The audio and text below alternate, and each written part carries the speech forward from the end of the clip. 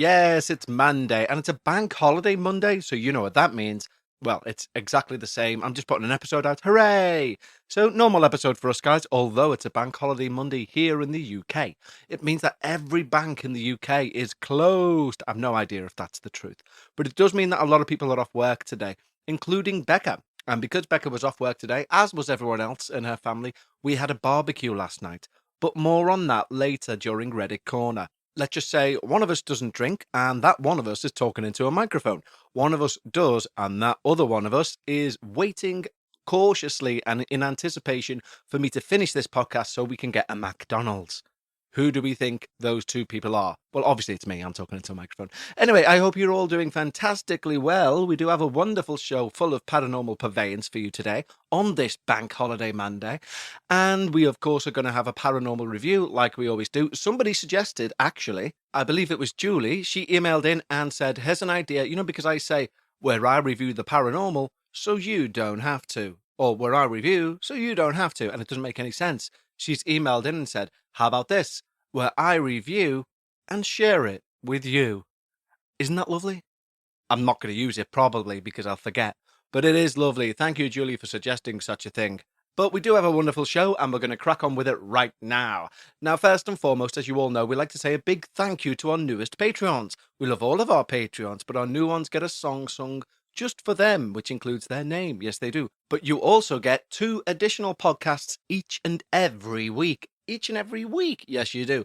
One is me just rambling, like I like to do, as you can clearly tell. And the other one, we try and do a paranormal podcast. And when I say we try, we succeed in of late to keep the whole show just paranormal based.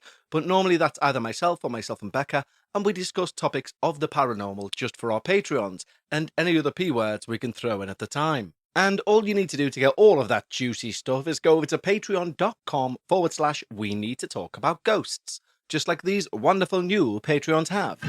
The guitar is well and truly out. That was very close to the microphone, wasn't it? Anyway, we've got 4 wonderful new Patreons today. We've got Neve Deffley, Lee, Sean Huxley, and Daniel Monteo Jesus. And this is a little blues number just for you. Neve Deffley, Lee, Sean Huxley, not to forget Daniel Monteo Jesus. You signed up to the show, and I want you to know, thank you, thank you, thank you. That was a weird ending, wasn't it? And also, and I want you to know, thank you. I should mean I want to say thank you. So thank you very much, guys. Don't forget, if you want to sign up, go over to patreon.com/we need to talk about ghosts. Now let's have a paranormal review, shall we? Yes, it's time for a paranormal review, where I review something paranormal and share it with you. Thanks, Julie. So today's paranormal review is one that's very close to my heart. It is indeed. I'm holding it very close to my chest.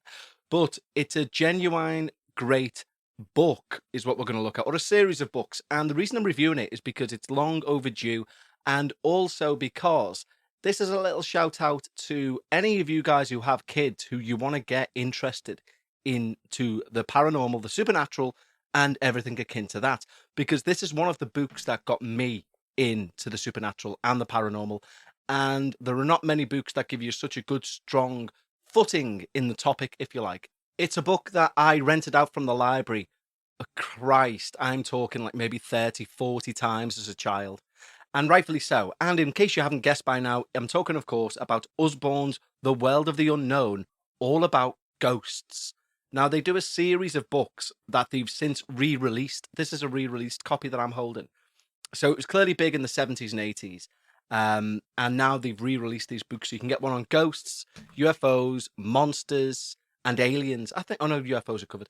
I think there's another one that I'm not remembering. But anyway, get them all because they're all brilliant. So in the book of ghosts, which we're interested in, of course, it gives little synopsises about every type of ghost. It says here, literally, on page 5, types of ghosts. And you've got haunting ghosts. It says haunting ghosts are seen at different times by different people. Then there's a little paragraph on that. Ghosts of the living, which we know as doppelgangers. purposeful ghosts, which ones who comes and says, like, the money's over there in the wall. We have poltergeists are covered on there too. There's also, interestingly, on the same page, duties of a ghost. Because you didn't know they had duties, did you? But according to this book, they occasionally do. And we have, for example, some ghosts return to avenge a murder and to expose a villain. Other ghosts have to set right an injustice. Ghosts also come back to put right any wrongs they may have committed. Sometimes ghosts appear to reveal the hiding place in which they hoarded money or treasure. Now, the thing is, I know all of us weather-worn paranormal people are now going, no, they don't. But you know, to a child, this book sets you off on a life of wanting to know more about the paranormal. It really does. And it's beautifully done for kids. And, even as an adult, I mean, I got this off Bekah as a re-release for, I think, a birthday or Christmas a couple of years ago. And I was well in my 40s and I was like, this is amazing. And I sat there reading. I mean, you read it in about 5 minutes, but it's beautiful. And I nearly cried when I got it. It's that good. So my recommendation to you guys for this week is the collection of the World of the Unknown series by Usbourne. You can buy them online and they're worth every penny. I think this was £8. And it's the best £8 you'll ever spend. It should be in anyone who's interested in the paranormal. It should be a copy of the ghost version anyway. Should be in your library of paranormal books. I take it we've all got one of them. Yes? Good. But it should definitely be. Go check it out. It's called Usbourne's World of the Unknown, all about ghosts. Yes, it is. It's there are not enough hands in the earth or on the earth to put thumbs up to the sky for this book. Sincerely, go and buy it right now. Yes, it's time for my favourite part of the show. I sound like a vampire there. Time for my favourite part of the show, where each week I get to read your wonderful true paranormal experiences back to you and to the world of listeners. Yes, we do. And it's amazing, and I love it. And it is genuinely my favourite part of my week, probably. Anyway, our first email today comes in from Catherine, and she writes, Dear Kevin, Bekah, and TNC. Meow. TNC, of course, being the now oft-used abbreviation for the neighbour's cat. And from me, hello. From Bekah, hi. And from the neighbour's cat, meow. Feisty neighbour's cat. Long-time listener, first time contacting. Okay. I'm going to change out / avoid names because it'll be very easy to identify otherwise, and that wouldn't be ideal. Ooh, interesting. This experience goes back a few years to when I was working in a very, very religious school. I wasn't a teacher, but I supported science lessons in a technical capacity. As mentioned, the school was very religious, and my immediate manager was very religious. We didn't talk about the paranormal. It wasn't a topic for casual discussion. I am not religious at all. I never felt scared when working alone in school holiday time, never felt a presence, until this happened. Ooh, so this is Catherine's story. It started small, as these things do. The radio in our lab went missing. It was quite compact, but at least it was digital. There was always an argument about what was on the radio, so we all assumed someone had taken it as a joke. However, it turned up in a very random location, returned by someone outside of our department. They were confused as to why they had it. We put it down to one of those things and forgot about it. We worked regular hours and frequently arrived and left at the same time. There were 4 of us in our lab and we all had a key. For security reasons, no one else did apart from the 24-hour security guard. Our lab had chemicals and dangerous equipment, so we didn't want anyone else to have access after hours. The night the incident happened, we'd all left at the same time. We were all in a good mood and we all watched our manager carefully lock and check the door. The next morning, unusually, we all arrived at the same time. We all watched our manager unlock the door and enter. In the middle of the floor was a large plastic container with a tap on it. Now this could hold upwards of 25 litres of a chemical, in this case a weak hydrochloric acid. These had been topped up the day before and were kept on a shelf at about waist height. They are very heavy and are left in place to avoid having to lift them. If they're full and you need to move them, you need 2 people to lift them. The tap was loose, and there was acid all over the floor, and had leaked through the ceiling and into the electrics below. It looked like it had been dragged off the shelf and dropped. We couldn't figure out how this might have happened. They are so heavy and so awkward to lift. They don't just fall off shelves. While we cleaned up, our manager went down to security and asked to view the footage from the night before, where you can get a clear view of the door. And no one went in. No one left. The security guard went past on his rounds, shone a torch in the door, and went on his way. That evening, we spoke to the guard.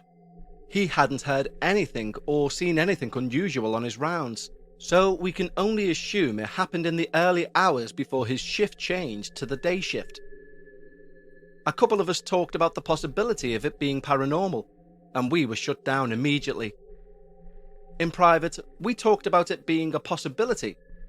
We honestly couldn't find another reasonable explanation. We tried several times to replicate the incident, but we just couldn't. We moved on, and a few weeks later, I was behind some shelving, kneeling on the floor going through a tray.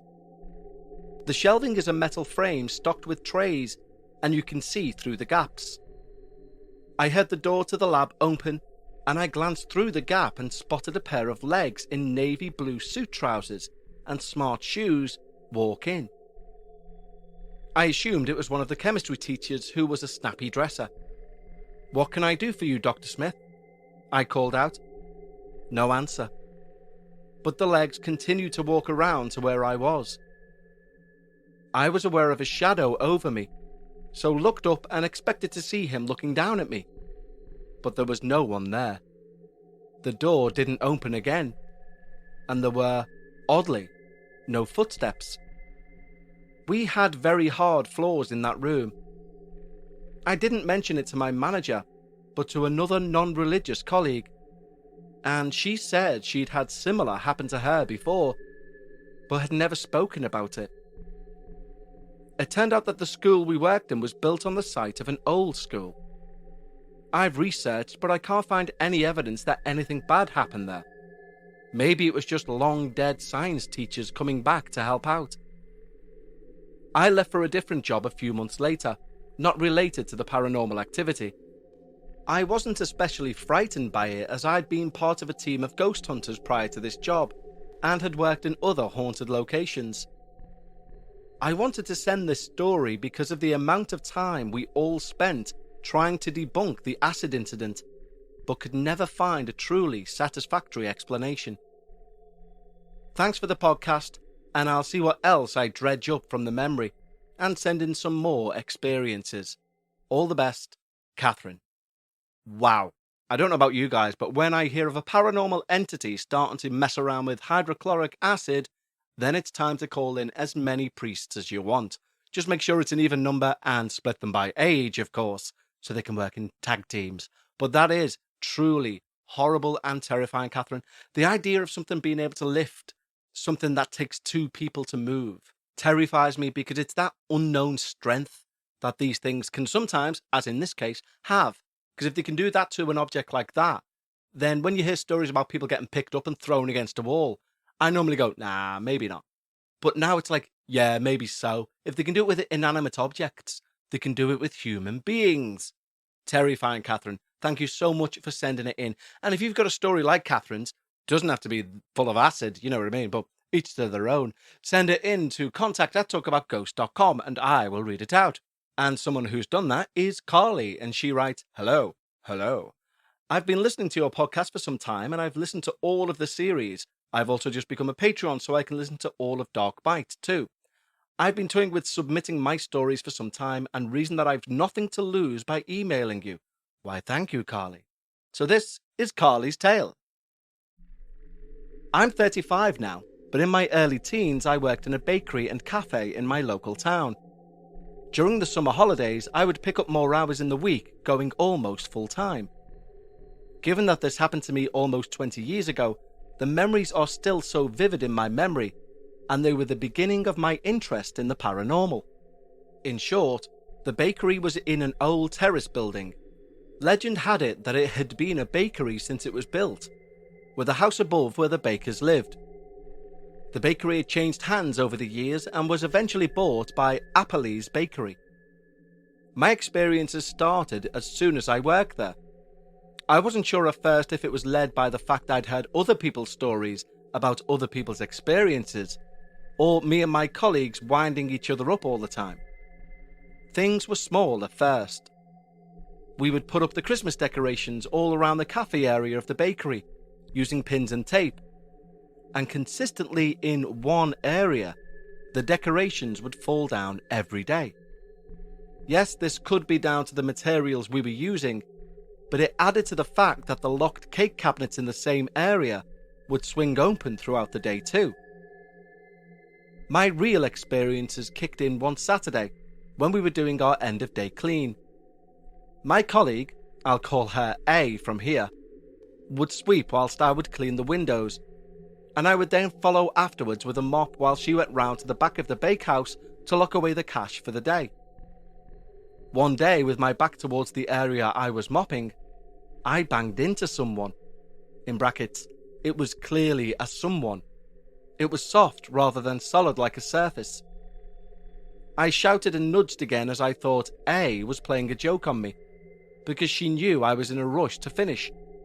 Having hit something again, I told A to stop messing around and turned around, only to see that no one was there.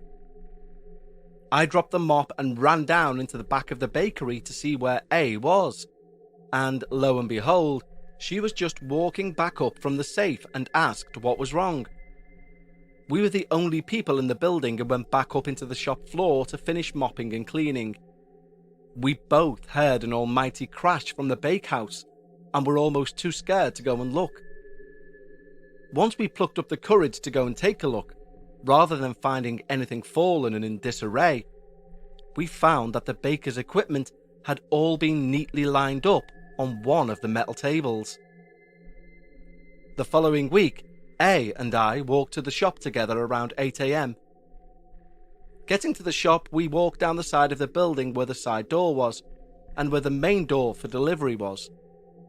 These doors were solid, with a glass pane with mesh over it, but you could still see through. It was a pretty miserable morning, so we were desperate to get in. So we knocked on the door for M to let us in. M was always on time, and usually there before us, so when we looked through the mesh and saw who we thought M was in the back of the bakehouse, we tried shouting through the door for them to let us in. She turned and walked towards the door, and then to the left out of sight, where we assumed she would then let us in the side door. But nothing. We carried on knocking, but nothing. At 8:10, M runs down the side of the building, soaked from the rain, and apologises profusely that she'd forgot her keys, so had to run home and get them before she could let us all in. Confused, we assumed she was pranking us, because we'd seen her in the shop.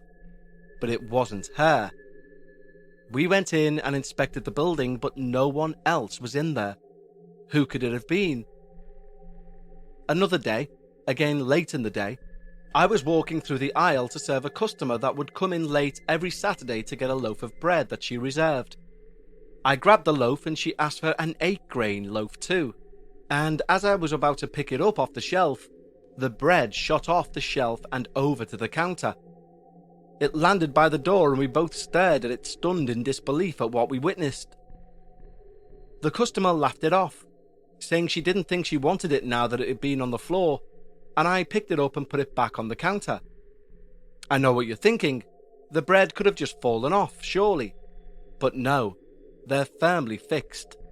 And even if it had fallen, it couldn't have then shot 2 meters at the exact same time the customer asked for it. These experiences didn't only happen to me.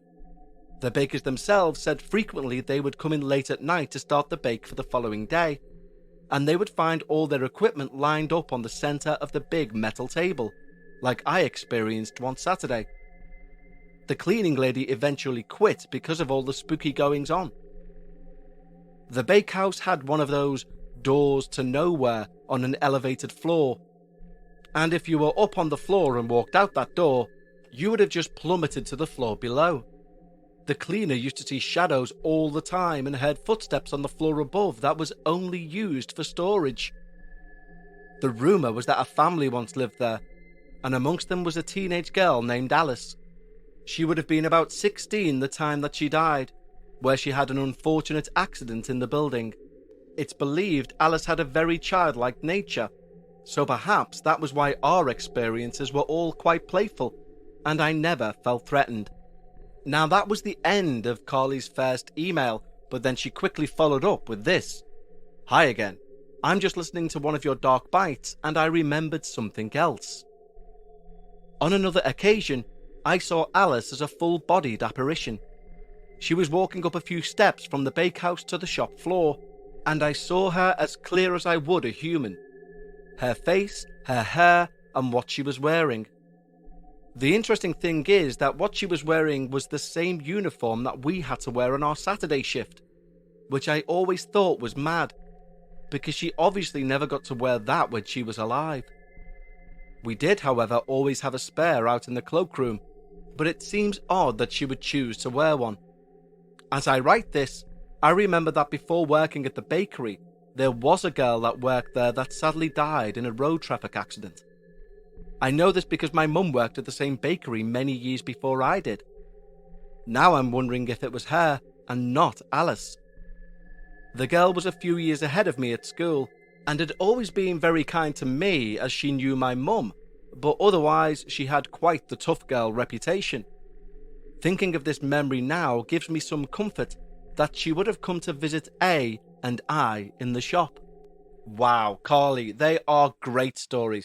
And you know what, I do love, you sent a picture in as well of where the shop is, like a very ye-olde worldy picture. And I love, like, not necessarily rustic towns, but little villages where there was a baker's and there was a butcher's. And over time, they either maintain that tradition of being a baker's. For example, there's still one in Prescott, which is near my dad's, called Ray's the Baker's. And it's been there since like the 40s. I don't know whether it's still there now, actually. It was last time I checked, and it was still a baker's. But my point is that these shops were fitted out with old school, like, cooking equipment. And when people moved in, they were like, we'll keep it as it is then. We'll just open a baker's.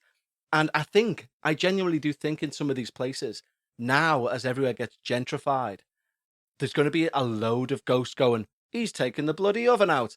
I'm putting a bloody barber's chair in. Let's go mad. And they just trash the gaff. But Carly, amazing. And you know what is dead interesting? You're not the first story that I've heard. You're not the first story I've heard. You're not the first person who's told me a story where I've heard from a cooking sort of environment that all of the equipment's been lined up on a metal table.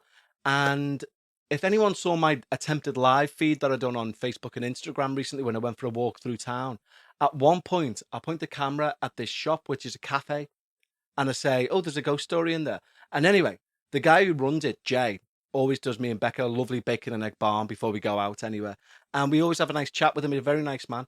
And he was saying that down in the basement where he does all his prep work of this very old building, he's got a big long metal table where he does all the cutting and stuff. And one day he was putting stuff on there in boxes, unpacked everything, turned back round, and all of his equipment that he'd unpacked was laid out in a line on the table. So isn't that interesting? I wonder if it's just something like people in olden days in those sort of environments done before they started the day. So maybe they're trying to help get all this stuff laid out for the working day. I don't know. But either way, Carly, amazing stories. Thank you very much. Don't forget, if you've got a story like Carly's or the one we heard earlier, send it in to contact@talkaboutghosts.com and I will read it out for that's our agreed transaction. Yes, it is. Now, it's that time in proceedings where we head over to Bekah's Reddit Corner. Now, if it smells of alcohol over there today, it should, because she's a little booze hound. No, we had a barbecue last night, and I don't drink, so I can criticize people who do. That's how the world works. So this is Bekah's Reddit Corner, pre-recorded about an hour ago, but you know what? She holds up really well for someone who's hungover, so fair play to her. Let's head over. Ladies and gentlemen, now it is time for Paranormal Reddit Corner with Bekah. So it's time, of course, that time of week that we go and visit the dark and dingy corner. That was quite northern of you. That time of week. That time of week where we go to dark and dingy corner. And it is a bit dingy today, isn't it? Because we all, ladies and gentlemen, we all have the pleasure today of speaking for the first time on the podcast to slightly still drunk from the night before, Bekah. I'm not still drunk from the night before. Do you want to say that again without slurring? Actually, I don't feel so bad, so you might be right. That might be indicative that Yeah. perhaps... Because you normally start off feeling great, don't you? Because you're still drunk. And then in a few hours' time... So we've made the tactical decision to do Reddit Corner now Yeah. while I feel fine, because in a couple of hours I might be curled up in a ball and telling you to get that microphone out my face. Yes, you definitely will. Yeah. I think that's a guarantee, to be honest. So why are you drunk anyway? That's a weird question. Alcohol? No, we had a barbecue last night, didn't we? Yes, we had. Yesterday, yeah. We Yesterday we into didn't- the early hours of the we morning. didn't host it last night. We went come round at 8 for a barbecue. We had a barbecue yesterday, and Yesterday? and it was lovely. Yeah, It was a lovely. big family barbecue. It's the first time our families have met. Yes, although we've been together over a decade. We've been together over a decade. I don't know why it took us so long. No. I bet you're thinking, I do, because that went on so late. It fucking did. I mean, when you start a barbecue at 2, you expect people around 9 o'clock to be like, oh, that was great, You that. thought people would be going at like 6. They did go at 6 Your- a.m. That's when the last person left. 6 a.m. Dude, be cool. I am cool, but when you don't drink. I was in bed anyway at that point. It doesn't Yeah, matter. obviously, yeah. So awkward. Makes no odds to me. I was all curled up with the cat. Yeah.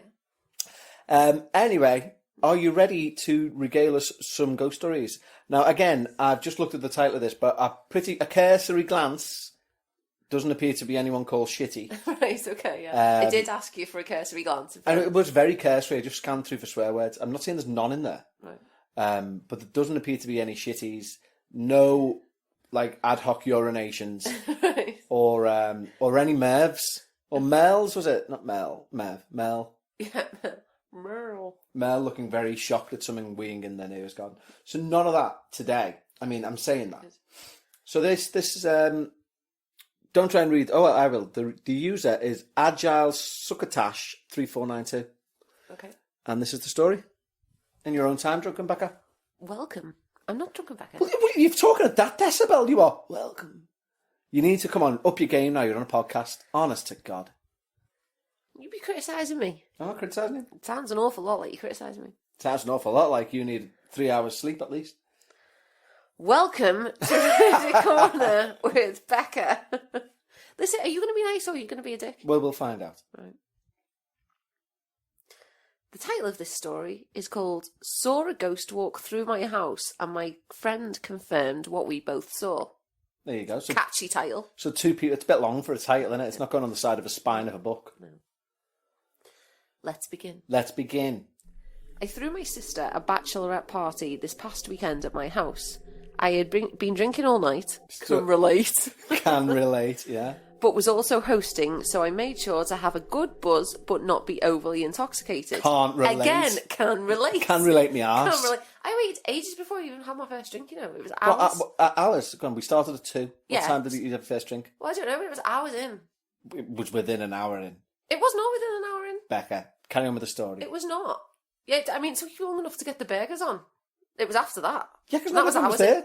Anyway, carry on with the story. Story. Story. My good friend, who doesn't drink, and I Me. were sitting around the fire pit in the backyard around 11 p.m, 12 a.m. From the backyard, you can see into the kitchen via a picture window facing the backyard, and then you can see into the dining room / living room via the sliding glass doors that lead onto the back deck. The girls were all leaving, and we could see everyone walking through the kitchen and saying bye to my sister. Once everyone left, my sister came outside and joined us for a few minutes by the fire. She then decided to go in and go to bed, and she started walking towards the house. My friends and I were watching her stumble back when something caught my eye in the kitchen window. I saw a male figure dressed in a white shirt walk through the kitchen. I thought it was my husband returning from a hockey game and moved my gaze to the sliding doors to confirm who was in the kitchen, but no one came into view after it went through the kitchen. I thought I was seeing things until I heard my friend say, "What the?" And we both confirmed with each other. Are you mocking me? I bet, yeah, but that was fine. It was a good mock. What's a good mock? What the? That's a good mock. That's not a good mock. I know, it's just, I found it slightly humorous the way you've read, and my friend went, "What the?" And you went, "What the?" I don't think I sounded like a Muppet. Well, maybe not a Muppet. Like Kermit. Well, No, I you did a bit. imagine interrupting to criticise the way I've pronounced I two words. well, I didn't interrupt. How rude. I just, if anything, anyway, I made it better. What the? I didn't go, what the? Because I can do that voice, but I have to put it on, and that's not what I did. Okay. What the? No, but thankfully it's all on tape, so we can find out. All on tape. All on tape, digital tape. And we both confirmed with each other that we saw the exact same thing. I know for a fact no one else was in the house, and if they were, we would have seen them walk into the dining room or walk back through the kitchen. I have a theory on who it might have been. My sister's fiance's best friend, who was supposed to be in the wedding, passed away in October of last year due to meningitis. I think he was making his rounds to the wedding activities.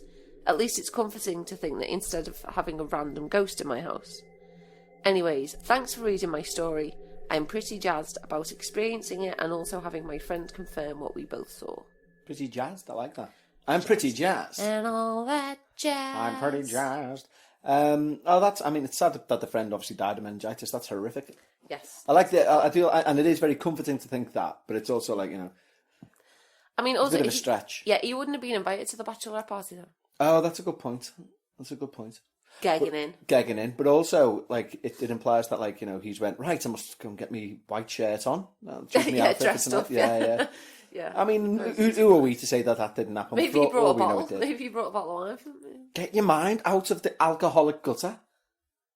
It's a party. Yeah. Okay. Fair enough. Maybe he did bring spirits. Wait. You need to stop criticising me now. Okay. I'll stop now. Thanks. I've criticised you so much. Even I'm thinking, what the? Tell you what. I'm joking. Tell you. Has anyone commented on that anyway? And what are people's opinions? Can I get to it? Yes. Someone said, I am totally on board with that. I feel my grandmother when special events occur. Love that you have had a positive experience. Mazel tov, l'shame, felicitations, congratulations. I don't know what they're congratulating it. Well, yeah. Yeah, okay. I don't know if I pronounced l'shame. What does l'shame mean? Well, it must mean congratulations, mustn't it? L'sham. L'sham, mazel tov, l'sham. Felicitations. I mean, for someone who doesn't know that person, that's a... Why are they congratulating her? I don't know. She's hosted a party and saw a ghost. Unless she's just like, I'm so nervous to write a post on Reddit, and they've had this chat prior, and now she's done it. They're like, congratulations, well done on conquering your Reddit fear. Maybe. Anyway. And the original poster has put, thanks, it's comforting to know loved ones stick around and support us from the other side. Someone else said, multiple witness stories are always the most impressive. And the OP put, I think that's what excites me most, is that I had validation. If my friend wasn't there, I would have completely second-guessed myself on what I saw. That's true. That's an interesting point. It is an interesting point when people have validation on it.